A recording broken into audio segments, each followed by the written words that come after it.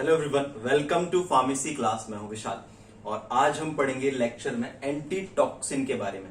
Anti toxin है क्या? Basically ये एंटीबॉडी ही इनमें एज अ प्रिपरेशन के तौर पर होती है, तो हम इनको बोल सकते हैं कि एंटी टॉक्सिन्स क्या है।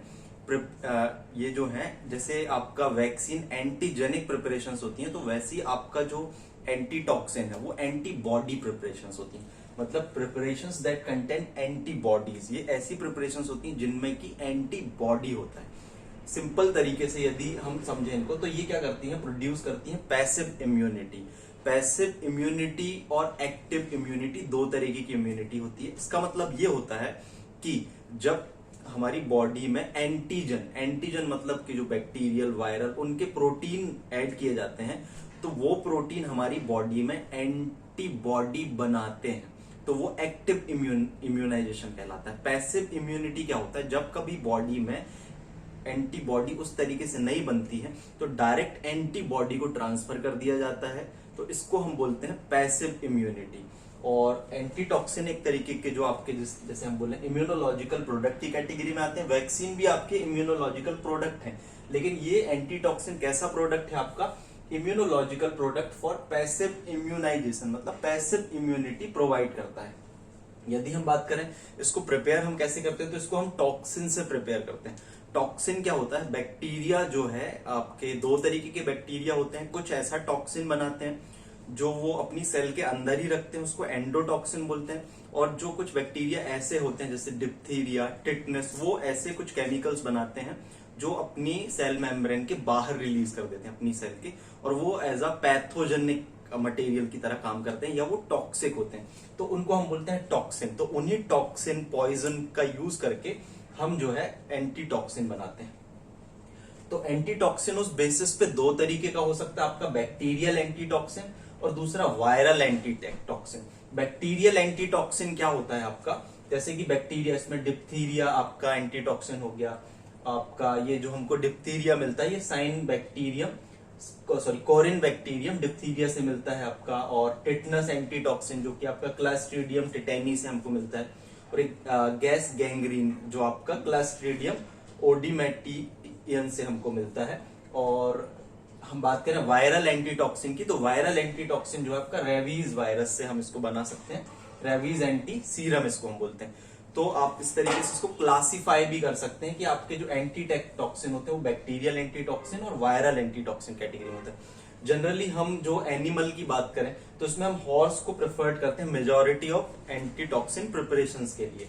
अब एक जनरल मेथड हम देखते हैं कि किस तरीके से एंटीटॉक्सिन को प्रिपेयर किया जाता है, फिर हम डिटेल्ड में देखें। तो आपको एग्जाम में कैसा क्वेश्चन आता है ये कि डिप्थीरिया एंटीटॉक्सिन की प्रिपरेशंस या तो टिटनस एंटीटॉक्सिन की प्रिपरेशंस बताना, या तो रेबीज एंटीटॉक्सिन, या डायरेक्ट एंटीटॉक्सिन और या इम्यूनोलॉजिकल प्रोडक्ट्स के बारे में आपको एक्सप्लेन करना होता है।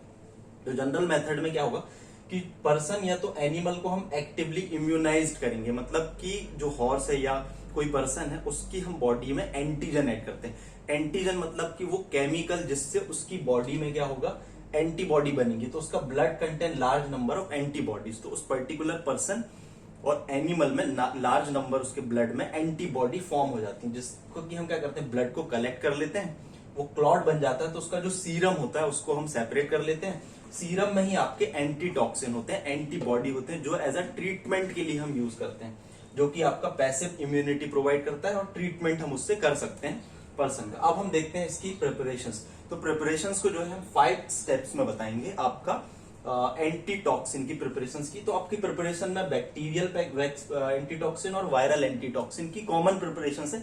यदि डिप्थीरिया आ जाएगा तो आपको यहाँ पर जो है कल्चर में डिप्थीरिया बैक्टीरिया का कल्चर करना पड़ेगा। टिटनस का पूछ लेंगे तो टिटनस का बैक्टीरिया।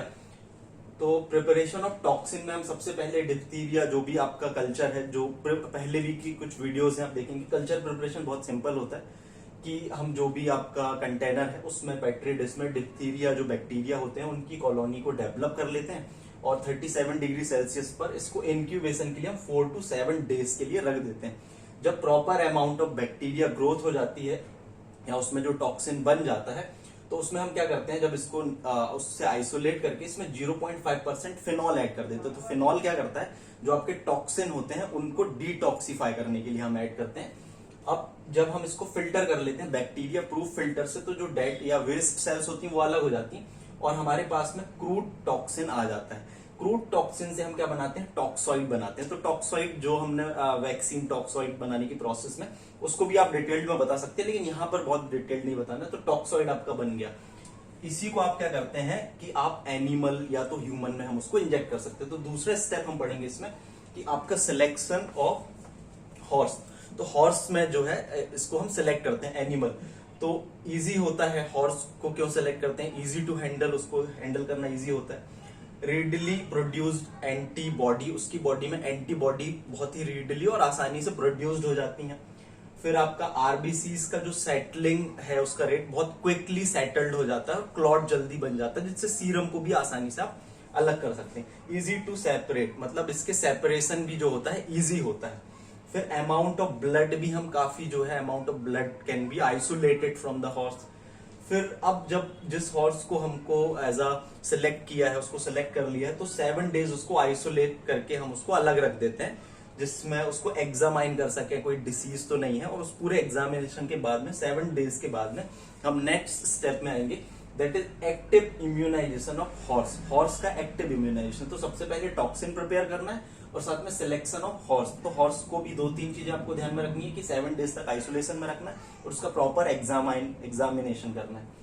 फिर एक्टिव इम्यूनाइजेशन ऑफ हॉर्स में कुछ ऐसे इंपॉर्टेंट पॉइंट है जो आपको ध्यान में रखना है एग्जामिनेशन के पॉइंट ऑफ व्यू से, कि टॉक्सॉइड को हम इंट्रामस्कुलर रूट से हम दे सकते हैं और इसको जो हम डोज को धीरे धीरे ग्रेजुअली इंक्रीज करते हैं। फर्स्ट जो डोज होती है 5 ml की होती है, फिर 2 से 3 दिन के इंटरवल में हम डोज को जो है डबल करते जाते हैं। तो double the dose till the 600 ml, 600 ml तक की क्वांटिटी तक हम उसको डोज देते जाते हैं। तो ये हो गया आपका एक्टिव इम्यूनाइजेशन, जिसमें आपका जिसको हम बोलते हैं कि प्राइमरी इम्यून रिस्पॉन्स उसकी बॉडी में आने लगता है और एंटीबॉडी आइडेंटिफाई कर लेती है उसको, जो मैक्रोफेज है, और एंटीबॉडी बनने की प्रोसेस स्टार्ट हो जाती है। फोर्थ है आपका separation of serum from horse. Horse से सीरम को सेपरेट करने की प्रोसेस। तो इसमें क्या करते हैं हम, आफ्टर 10 डेज जब ये प्रोसेस कंप्लीट हो जाती है, तो उसके 10 दिन के बाद में हम क्या करते हैं, एसेप्टिक कंडीशन हमको मेंटेन रखनी है ड्यूरिंग ऑल द प्रोसेस।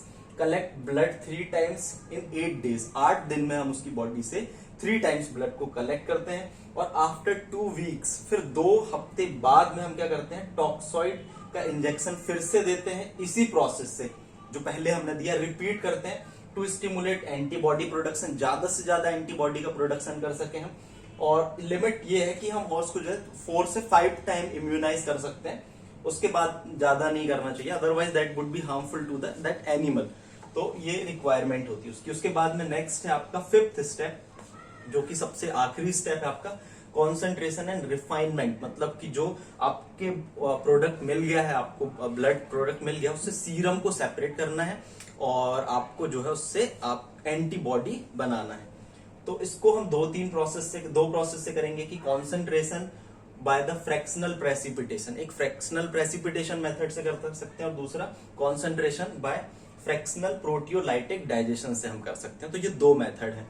अब हम फ्रैक्शनल प्रेसिपिटेशन के माध्यम से जब उसको प्यूरिफाई करते हैं, तो हमको जो बोलना चाहिए प्रोडक्ट मिलता है वो 4 टाइम इम्यूनाइजेशन एक्स्ट्रा देता है। और प्रोटियोलाइटिक मेथड से करते हैं तो 8th टाइम जो है उसकी इम्यूनाइजेशन पावर ज्यादा मिलती है। तो ये डिफरेंस भी ध्यान रखना, एग्जाम्स में हेल्प करेगा आपको। फिर इसमें करते क्या है, बहुत सिंपल है। जो भी हमारा प्रोडक्ट है, उस जो हमारा ब्लड को हमने सेपरेट कर लिया, आइसोलेट कर लिया और सीरम को हमें मिल गया, तो सीरम में कई सारी चीजें होती है, तो उसमें हम अमोनियम सल्फेट ऐड कर देते हैं 25 to 33% में। तो उसमें जो गामा ग्लोब्यूलिन होती है वो प्रेसिपिटेट हो जाती है और उसको हम डिस्कार्ड कर देते हैं। और फिर उसके बाद हम उसमें फिर 50% तक का जो है अमोनियम सल्फेट ऐड कर देते हैं, जिससे उसमें आपका बीटा ग्लोब्यूलिन, जो कि आपका एंटीटॉक्सिन और एज ए एंटीबॉडी के तौर पर प्रेजेंट होता है, वो आपका आ जाता है। फिर उसको हम क्या करते हैं, ये डायलिसिस के थ्रू हम जो भी उसमें आपका बोलना चाहिए, हाँ, ये प्रेसिपिटेट और हो जाता है आपका, और फिल्टर में आपका एल्ब्यूमिन बचता है, तो उसको आप डिस्कार्ड कर देते हैं।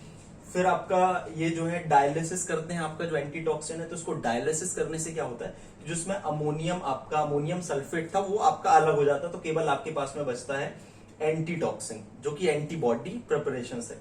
फिर इसको हम फ्रीज ड्राइड कर देते हैं और ये 4 टाइम आपकी क्वालिटी को बढ़ा देता है उसकी इम्यूनाइजेशन की। फ्रैक्शनल प्रोटियोलाइटिक डाइजेशन, यहाँ पर हम जो है पेप्सिन का यूज करते हैं एंजाइम का। सबसे पहले तो उसको सैलाइन सॉल्यूशन से हम डाइल्यूट कर लेते हैं 3 टाइम, जितनी भी उसकी क्वांटिटी है उसको उसके 3 टाइम डाइल्यूट कर लेते हैं। फिर पेप्सिन एंजाइम उसमें ऐड कर देते हैं और पीएच उसका 4 कर देते हैं और उसको इंक्यूबेशन के लिए हम रख देते हैं। ठीक है, इंक्यूबेशन के लिए हम जब रख देते हैं तो फिर उसके बाद में जो हमको प्रोडक्ट मिलता है वो आपका एंटीटॉक्सिन, वो 8 टाइम उसकी एक्टिविटी ज्यादा होती है। अब ओवरऑल एंटीटॉक्सिन आप जब बनाएंगे तो बस ये ध्यान रखना है कि जब आप वायरल एंटीटॉक्सिन बनाएंगे तो उसमें आपका सेल कल्चर जरूरी होता है, मतलब कि लिविंग सेल जरूरी होती है। जो आप देखेंगे कि जब हम वायरल वैक्सीन डेवलप कर रहे थे तो उस समय आपका जो है जो सिस्टम हम यूज करते हैं वो हम यहाँ पर यूटिलाइज करते हैं। मतलब नॉर्मल नॉन लिविंग कल्चर में आपका जो है वायरल वैक्सीन नहीं डेवलप होगी। ये स्टेप बस यहाँ पर डिफरेंट होगा आपका viral vaccine viral antitoxin preparation में, अदरवाइज पूरा सिमिलर रहेगा। So this was all about the method of preparation of antitoxin. तो एंटीटॉक्सिन को जो है आपको किस में स्टोर करके रखना है, प्रॉपर कूल प्लेस में उसको स्टोर करके रखना है। 2 to 8 डिग्री सेल्सियस उसका टेम्परेचर होता है। अब यहाँ पर कुछ चीजें और जो जरूरी है, एंटीटॉक्सिन में और भी कई इम्यूनोलॉजिकल प्रोडक्ट आ जाते हैं, जैसे कि आपका ह्यूमन इम्यूनोग्लोब्यूलिन और ड्राइड ह्यूमन इम्यूनोग्लोब्यूलिन। अब एक बार और समझ लें यहाँ पर एंटीटॉक्सिन को सिंपल तरीके से कि है क्या। जैसे हम बात करते हैं वैक्सीन, तो वैक्सीन आपकी क्या थी, वैक्सीन जो होती है उसमें एंटीजन होता है। एंटीजन क्या होता है, ये आपके कोई भी बैक्टीरिया और वायरस और जो टॉक्सिन होते हैं उनके प्रोटीन होता है। जब ये हमारी बॉडी में एंटर करते हैं इसको, तो ये हमारी बॉडी में जो हमारी बॉडी की नेचुरल प्रोसेस है उससे एंटीबॉडी को बढ़ा देती हैं, तो ये वैक्सीन का काम होता है। और आपका एंटीटॉक्सिन क्या है, ये डायरेक्ट एंटीबॉडी प्रिपरेशंस होती हैं जिसको हम इस तरीके से आइसोलेट करते हैं।